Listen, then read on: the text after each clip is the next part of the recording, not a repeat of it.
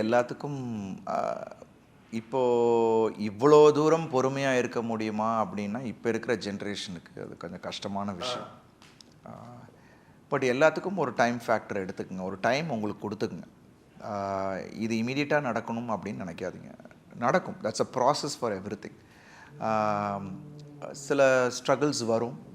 அதெல்லாம் தாண்டி நம்ம ஒரு விஷயத்த நம்ம ஆசைப்பட்டுட்டோம்னா, அத அத தொடர்ந்து நம்ம அந்த உண்மையா நம்ம அந்த விஷயத்துக்கு இருந்துட்டோம்னாவே, அதுவே ஒரு நாள் உங்கள வந்து அந்த இடத்துக்கு கொண்டு போகும். ஓகே. அப்படின்றது என்னோட பாயிண்ட்.